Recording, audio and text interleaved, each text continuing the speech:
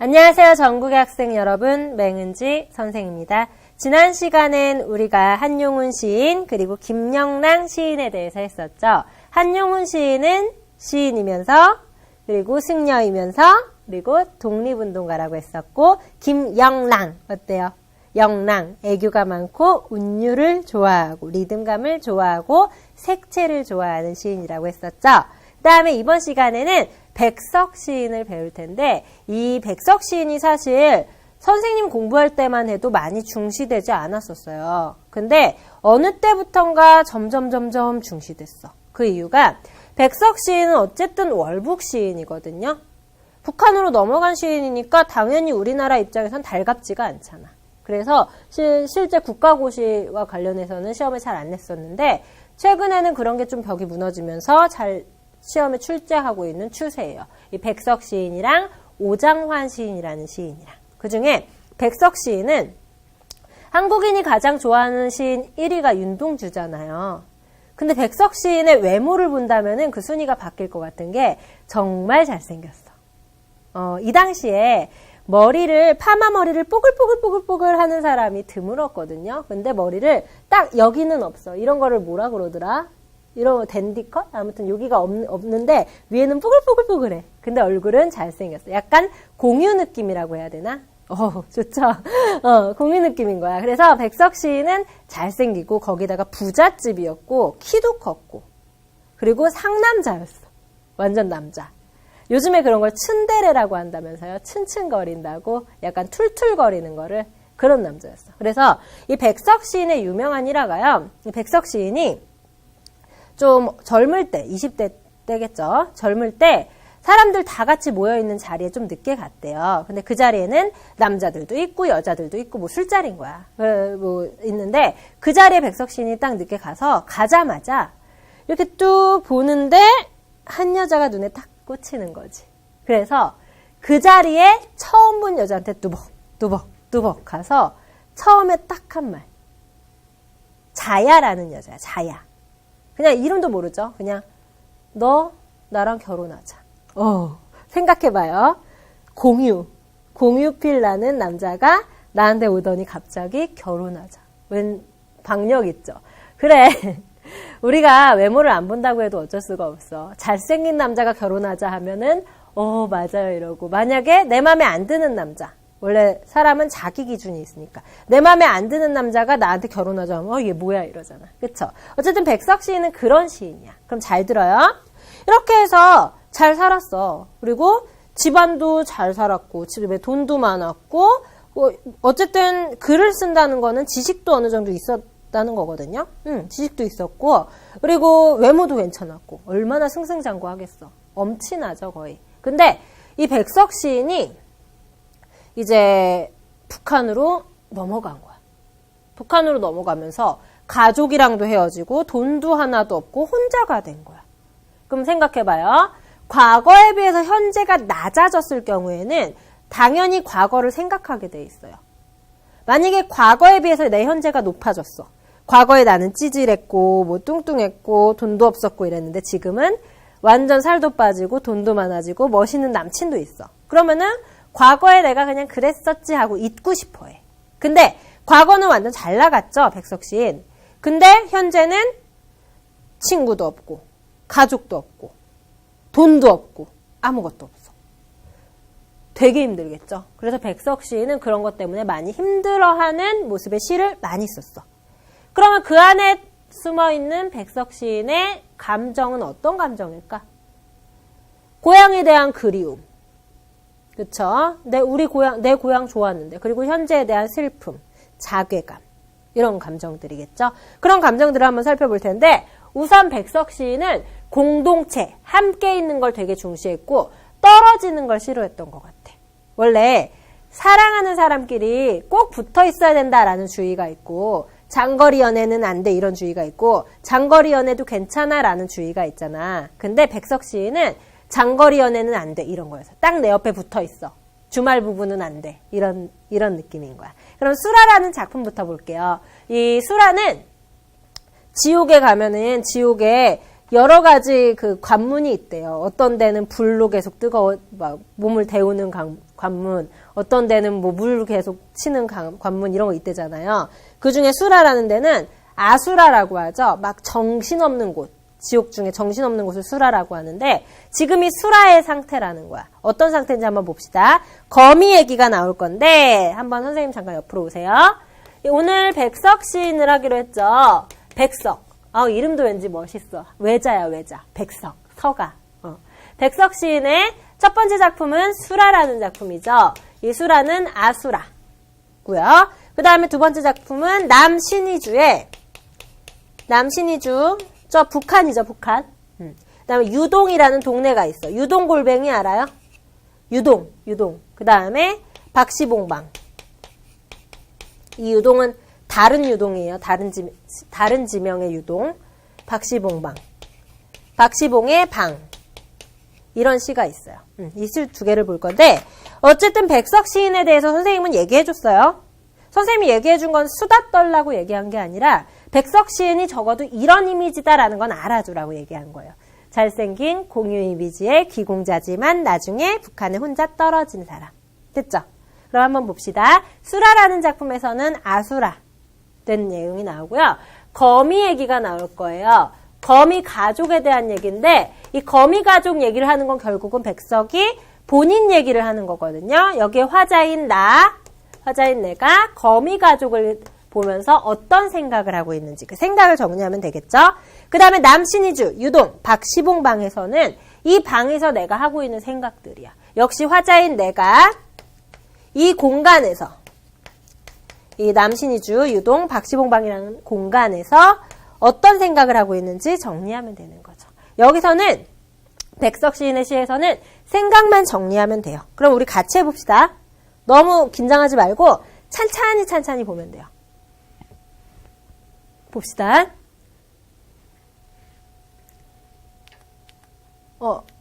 보이죠?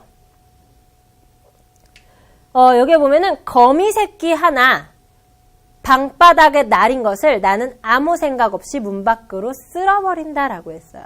차디찬 밤이다. 밤인데 어떻대요? 차디찬, 차가운 밤이래요. 뭔가 냉정하지. 이 냉정한 밤에 거미 새끼가 있는 거야. 거미 새끼 보면서 냉정하게 탁 쓸어서 버린 거야, 밖에. 됐죠? 새끼 거미 새끼. 어느 땐가, 어느 순간, 언젠가. 그래서 이거는 방언인데, 새끼 거미 쓸려나간 곳에 큰 거미가 왔다. 생각해봐요. 거미 새끼가 있어. 거미 새끼를 아무 생각 없이 그냥 쓸어서 밖에 버렸어. 근데 거기에 큰 거미가 왔어. 그럼 나는 무슨 생각을 할까? 그 거미 새끼 엄마구나. 이 생각을 하겠죠. 그래서 나는 가슴이 짜릿하다. 어떻게? 나는 또 큰 거미를 쓸어 문 밖으로 버리며 왜? 참 밖이라도 새끼 있는 대로 가라고 하며 서러워한다. 여기까지 이해됐죠? 내가 새끼 거미 쓸어버렸어. 그 다음에 엄마를 발견한 거지. 그래서 그래도 어디든 간에 같이 있는 게 낫지. 왜? 백석 씨는 같이 있는 거 좋아한다 그랬잖아. 밖으로 쓸어버렸어. 그러면서 나는 어떤 감정을 느껴?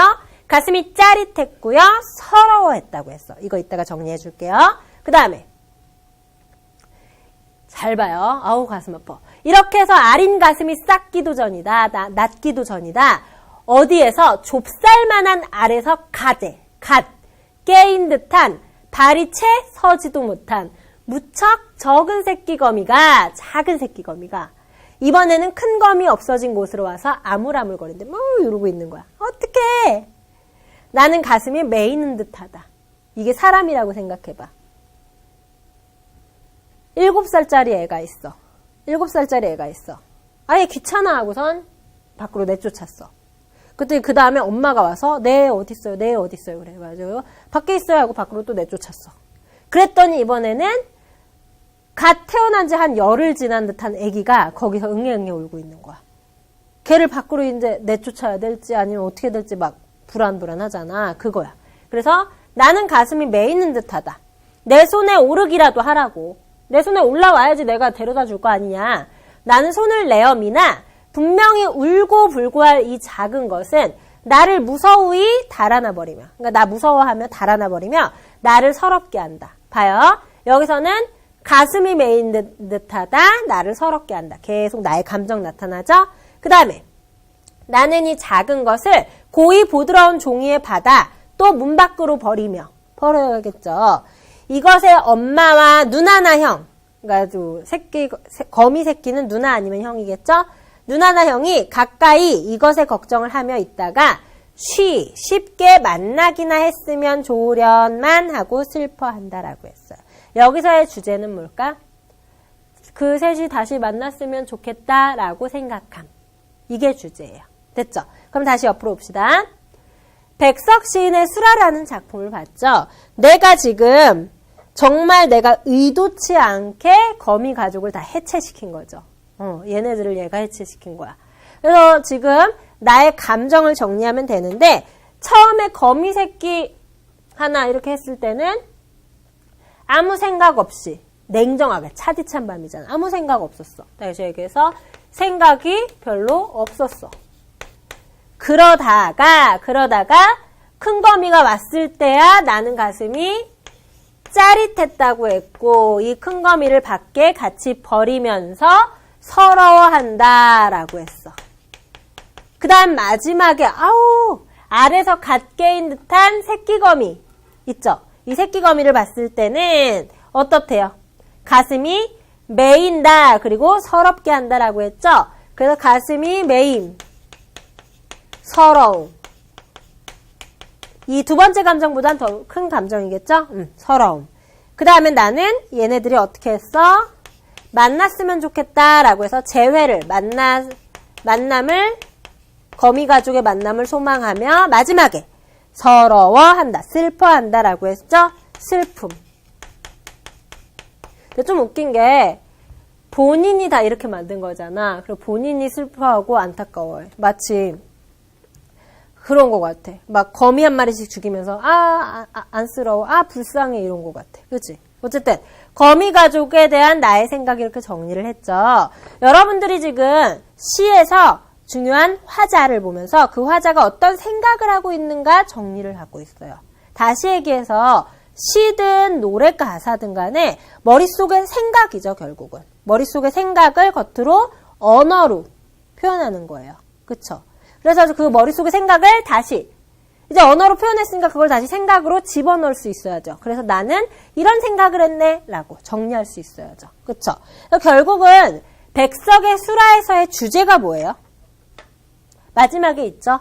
만남을 소망하면서 슬퍼하는 거. 다시 얘기해서 수라에서의 주제는 가족끼리 헤어지는 건 슬프다. 다시 얘기해서 헤어진 사람들은 모두 다 다시 만났으면 좋겠다. 이거예요.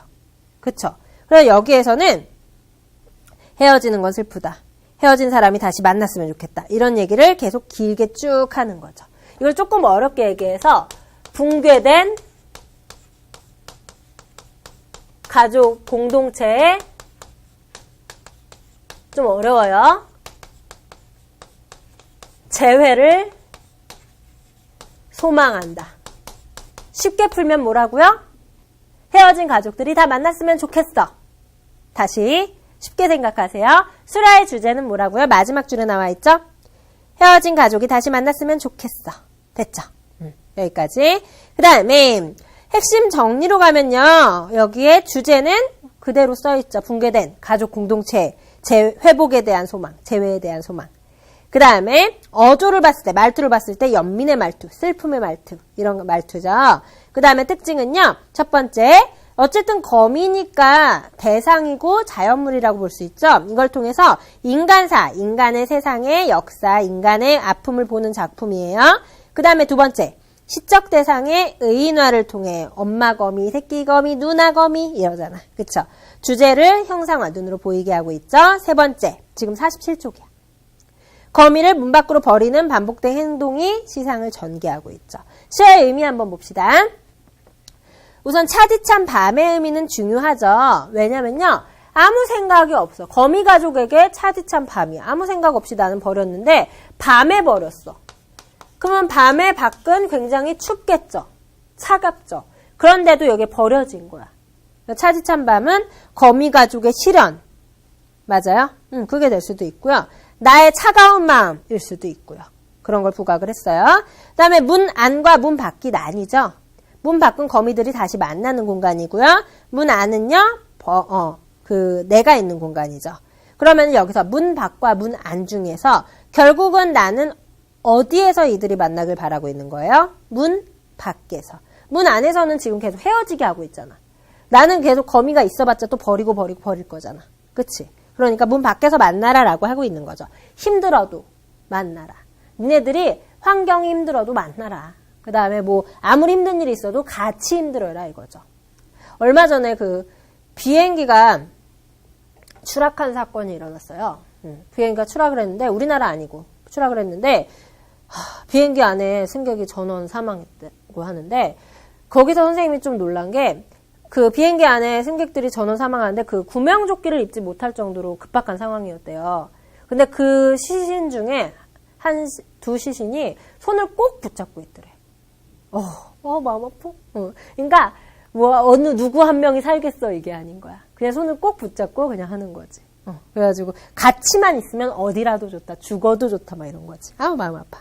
그 다음 봅시다. 두 번째 말하는 이의 상황을 보면요. 생각 없다. 무심했다가 점점 슬퍼지고 있죠. 지금 마음이 점점 심화되고 있어. 그쵸? 그래서 결국은 가족 공동체가 회복되기를 바라고 있죠. 그 다음 표현상의 특징 보면요. 계속 반복이 돼. 새끼 거미 버리고 큰 거미 버리고 완전 새끼 거미도 버리고 반복이죠. 행동을 반복하면서 감정이 점점 깊어지는 거야. 그래서 구조를 반복하면서 점점 정서가 심화된다라고 여기 표현이 돼 있어. 됐죠? 그 다음에 선생님이 여기다 X파일에 비평가의 말을 하나 집어넣었어요.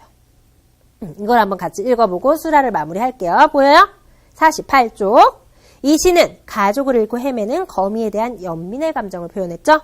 제목으로 사용된 수라는 아수라의 줄임말인데 아수라는 불교 용어고 싸우기 좋아하는 귀신을 일컫는 말이고요. 이 귀신이 모여서 싸움을 벌이는 것처럼 혼란스럽고 어수선한 곳을 아수라장이라고 한대요. 백석은 원래의 말뜻을 변형시켜 혈육이 헤어져 만나지 못하고 헤매는 비극적인 삶의 단면을 수라라고 표현한 것이다. 표면적으로는 거미 얘기지만 실제로는 우리 얘기인 거야. 어쨌든 이 백석 시인이 살던 시대는 가족이 함부로 만날 수 없는 시대였잖아. 떨어져 있으니까. 북한에서 남한으로 또 어떻게 와. 그치? 그런 공간을 수라라고 표현을 한 거죠. 됐죠? 그 다음 한번 보자.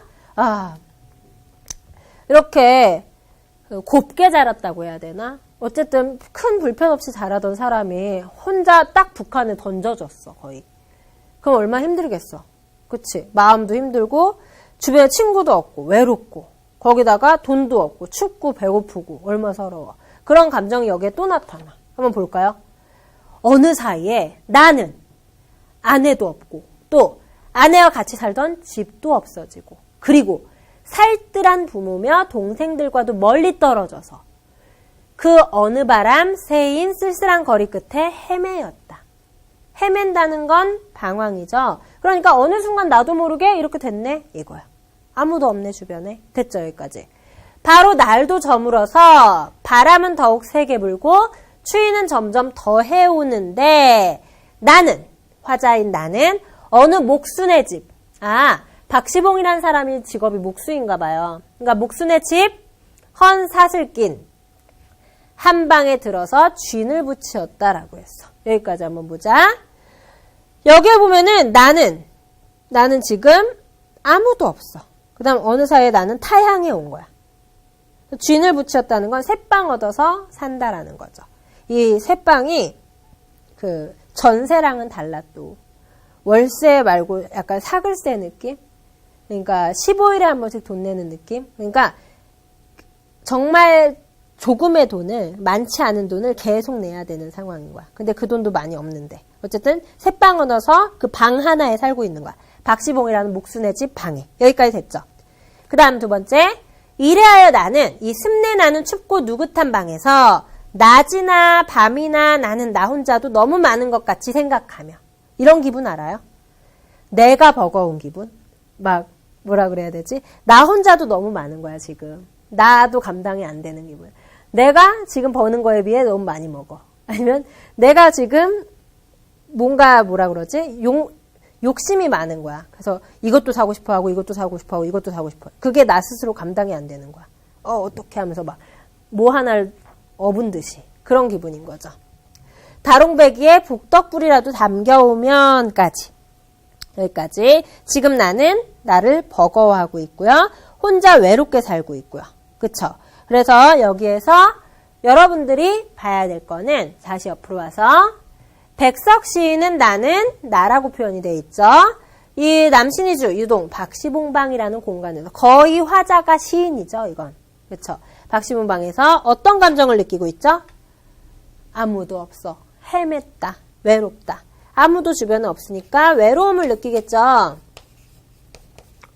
외로움을 느끼고 있어요. 그 다음에 나 혼자도 지금 너무 많은 것 같대. 버거워하고 있어. 그쵸? 그 다음 봅시다.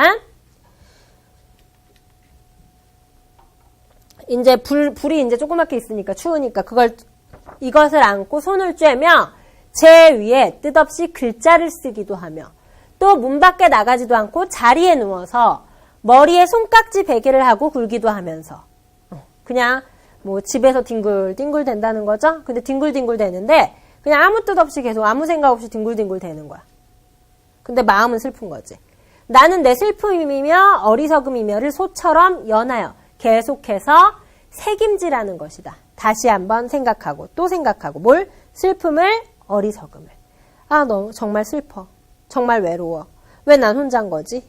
이런 식으로 내 가슴이 꽉 메어 울적이며 내 눈에 뜨거운 것 눈물이겠죠? 뜨거운 것이 핀 괴일적이며 또 내 스스로 화끈 낯이 붉도록 부끄러울 적이며 나는 내 슬픔과 어리석음에 눌려서 죽을 수밖에 없는 것을 느끼는 것이다. 잠깐 여기까지. 지금 여기까지는 이 백석 씨는 되게 힘들어하고 있죠. 원래 여자들한테는 약간 모성의 감정이 있다고 하잖아요. 그래서 연민의 감정을 느끼면 그 사람한테 더 잘해주게 되고 이런다? 근데 약간 백석 시인이 그런 것 같아. 되게 상남자인 것 같고 멋있는 남자인 것 같고 완벽한 것 같은데 나 힘들어. 나 외로워. 딱 이러는 거야. 그러면 내가 그래 외롭지 하면서 내가 다 안아줄게. 우리 집에 와서 살아. 아니면 내가 뭐 사줄게. 이렇게 되잖아. 약간 그런 매력이 있는 시인인 것 같아요. 백석 시인이 지금 나 힘들어. 나 외로워. 나 지금 아내도 없다? 집도 잃었다? 나 어떡하지? 나 그래도 지금 아무것도 안 하고 있는데 슬퍼. 내가 어리석은 것 같아. 그래서 나는 죽을 것만 같아. 이 슬픔에 눌려서 죽을 것만 같아. 이러는 거야. 지금 외로움, 슬픔, 죽을 것만 같은 절망감을 느끼고 있는 거야. 잘 봐요. 사실 상대방이 남자가 외로워하고 슬퍼하고 절망감을 느끼잖아. 그러면 여자들이 어느 정도 모성애를 느낀다? 근데 그게 1년 내내 계속된다 생각해봐. 늘 만날 때마다 백석, 석이 외로워, 석이 슬퍼, 석이 죽을 거야 이런다고 생각해봐. 그러면 또 매력이 없잖아. 잘 봐요. 이 시를. 이제 보자. 앞으로 가서. 봐. 선생님이 그러나의 의미를 지난 시간에 강조했었죠. 그러나. 봐요. 나 죽을 것 같아. 그러나 잠시 뒤에 나는 고개를 들어. 고개를 들어. 하얀 문창을 바라보든가 또 눈을 떠서 높은 천장을 쳐다보는 것인데 이렇게 시무룩해 있다가 나는 죽을 거야. 난 안 돼. 난 왜 살지? 아무도 없어. 나한테는 아무도 없어. 이러다가 그러나 하면서 천장을 딱 쳐다보는 거야. 그 심정 알겠어요? 그 행동에서 보이는 그 정서를 한번 느껴봐요. 이렇게 우울해하고 있다가 이러고 있을 때 어떤 감정이 느껴져요? 약간 의지 느껴져요? 이러면서 의지. 봐요. 그래서 이때 나는 내 뜻이며 힘으로 나를 이끌어가는 것이 힘든 일인 것을 생각하고 다시 얘기해서 내가 아무리 뭔가 하려고 해도 안 될 수 있구나. 그리고 내가 내 힘으로 해봤자 안 되는 뭔가가 있구나. 예를 들어서 내가 키가 엄청 크고 싶어. 내 힘으로 한계가 있을 거 아니야. 그렇죠? 그런 것처럼 내 힘으로 안 되는 게 있는 거야. 지금 나는 이게 내 힘으로 안 된다는 걸 생각하는 거야. 그래서 이것들보다 더 크고 높은 것이 있어서 나를 마음대로 굴려가는 것을 생각하는 것인데 이거 지금 한 줄인데 여기 옆에 없으니까 이렇게 계속 넘어가는 거예요. 되게 길어요. 다시 얘기해서 내가 내 인생을 마음대로 할 수 있는 게 아니라 뭔가 나의 위에 크고 높은 게 나를 주관하고 있구나. 그걸 신이라고 보면 편하겠죠. 절대자가 있어서 나를 이렇게 조율하고 있구나. 그렇게 생각을 하면서 이렇게 하여 여러 날이 지나는 동안에 점점 내 어지러운 마음에는 슬픔이며 한탄이며 가라앉을 것은 차츰 앙금이 되어 가라앉고 외로운 생각만이 드는 때쯤 해서는 여기까지 보자. 그 다음 중략이죠. 이걸로 볼게. 옆으로 와서 이 박시봉방에서 나는 이 방에서 외로움, 슬픔, 절망감 등을 느낀다고 했었죠. 근데 여기에서 그러나 라고 얘기했어. 그러면 그러나라는 것은 앞과 뒤가 반대된다는 거죠. 얘기했죠. 그러니까 얘네를 느끼다가 그러나라고 했으니까 야, 조금씩 뭐라 그러지? 마음을 진정시키고 있는 건데 여기에서 보면은 점점 진정을 시키면서 아, 뭔가 이것들보다 더 크고 높은 게 있는 거구나. 괜찮은 거구나. 그러면서 점점 슬픔도 괜찮아지고 한탄도 괜찮아지고 가라앉고 외로움만 남는 거야. 그래서 점점 나아지는 거야. 나아짐. 근데 아직은 외로움이 있는 상태죠. 그때 외로움의 상태에서 뭘 생각하는지 잘 봐요. 중략 부분 잠깐 보면은 외로운 생각이 드는 때쯤 해서는 보이죠? 더러 나주 손에 살랑살랑 싸랑눈이 내와서 문창을 치기도 하는 때도 있는데 나는 이런 저녁에는 화루를 더욱 다가끼며 무릎을 꿇어보며 아니 먼 산 뒷옆에 바루섬에 따로 외로이 서서 어두워오는데 하얀이 눈을 맞을 그 마른 잎새에는 살랑살랑 소리도 나며 눈을 맞을. 여기까지 됐죠? 이 중략 부분 보면은 그냥 큰 내용은 없어요. 그냥 이런 환경에 눈이 오고 막 있는데 그 눈을 맞을 뭔가가 있다는 거야. 나는 외로워. 근데 이 외로울 때 뭔가를 생각한대. 그 뭔가가 뭔지를 우리 같이 봅시다. 다시 앞으로 가서 외롭다고 했죠. 외로운 생각이 든다고 했어. 그 다음 뭘 생각하냐? 살랑살랑 소리도 나며 눈을 맞는데 뭐가? 그 드물대 뭐가? 굳대 뭐가? 정하대 바르대 뭐가? 갈매나무가. 지금 봐요. 나무가 한 그루가 있어. 얘는 눈을 맞고 있어. 그 다음에 드물대. 그 다음에 굳대. 정하대. 바르대. 깨끗하대. 여기선 깨끗하다. 깨끗하대. 뭐가? 갈매나무가.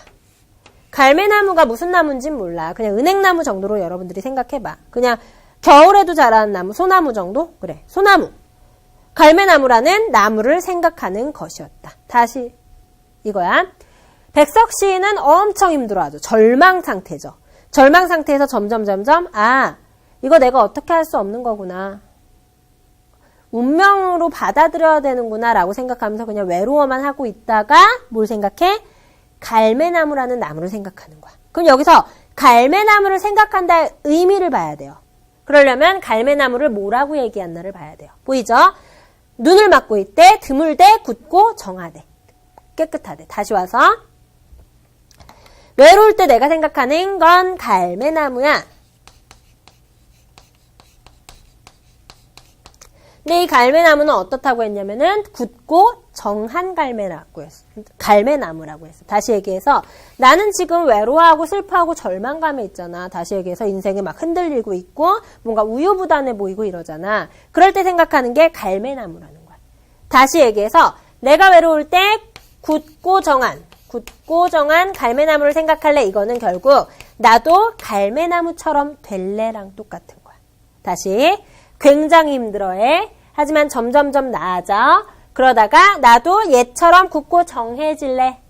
굳고 깨끗해질래. 나도 얘처럼 될 수 있어 라고 생각하고 있어. 다시 얘기해서 이 갈매나무를 통해서 의지를 보이고 있는 거야. 여기까지 됐죠? 그럼 다시 한번 정리를 해봅시다. 나는 이 공간에서 처음에는 굉장히 힘들어했어. 외로워, 슬퍼, 절망감을 느꼈어. 그러다가 그러나를 통해서 시상 전환이라고 해. 이런 걸. 반대되는 거야. 시가 반대되고 있어. 어떤 걸 느껴? 점점 나아지고 있어. 그러지만 외로움은 남았어. 그때 뭘 생각해? 갈매나무를 생각해. 결국은 마지막에 의지를 다지는 거야. 이거지 결국은. 난 힘들어 누나 나 어떻게만 해줘 막 이런 게 아니라 나 힘들어 하다가 혼자서 이겨내는 거야. 나 어쩔 수 없네. 그러다가 혼자서 나 열심히 해볼래 이러는 거야. 그러면 되게 또 듬직하잖아 옆에서 보면. 지금 백석 시인이 딱 그렇고 사실 윤동주 시인도 그래. 이 밤에 내가 뭘 하고 있지? 이 일제강점기에 내가 뭘 하고 있지? 내가 죽는 날까지 하늘에 한 점 부끄러움이 없었으면 좋겠는데. 지금 정말 힘든데. 그래도 나는 내 길을 걸어가야겠다. 이런 식으로 의지를 다져. 백석 시인도 마찬가지고요. 선생님이 지금 백석 시인을 한 시간에 안에 아예 할애를 하는 이유는 중요하기 때문이죠. 그쵸? 수라라는 시는 굉장히 잘 나올 수 있는 작품이야. 수라는 붕괴된 가족 공동체가 회복됐으면 좋겠다라는 소망을 담고 있고요. 남신이주 유동 박시봉방은 힘들지만 의지를 가지겠어라는 의지가 보여. 아예 다르죠? 수라는 함께 했으면 좋겠어. 이 남신이주 유동 박시봉방은 열심히 할 거야. 그쵸? 그 중에서 수라가 더 중요하고요. 이 수라에선 결국은 거미가족의 비유를 했기 때문에, 상징을 했기 때문에 이거를 사람이라고 한번 생각해 보면 편할 거야. 인간사에 대비를 하면. 그래서 이게 새끼거미에서 어미거미에서 완전 애기 새끼거미까지 점점 그냥 다 벌어지는 내용이잖아. 그거를 우리 인간이라고 생각했을 때 얼마나 힘들어. 속상해. 그쵸? 거기에 대비를 해서 보면은 되고요. 사실 수라가 시험에 나온다면은 정서 변화가 제일 잘 나와요.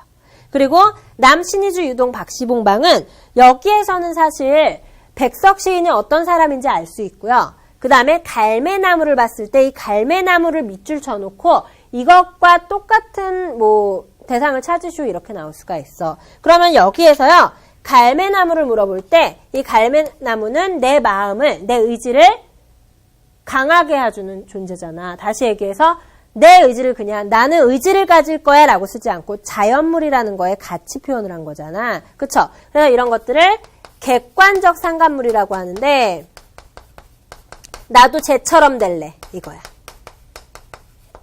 예를 들어서 내가 님이랑 헤어져서 울고 있는데 저기서 꾀꼬리도 울고 있고 시냇물도 울고 있어 라고 표현을 했어. 그거는 꾀꼬리랑 시냇물이라는 자연물과 내 감정을 같이 본 거죠. 이런 걸 감정이입 혹은 객관적 상관물이라고 하는데 여기서도 이 객관적 상관물이 보여요. 시험에 나온다면 이 객관적 상관물 갈매나무가 나올 거야. 됐죠?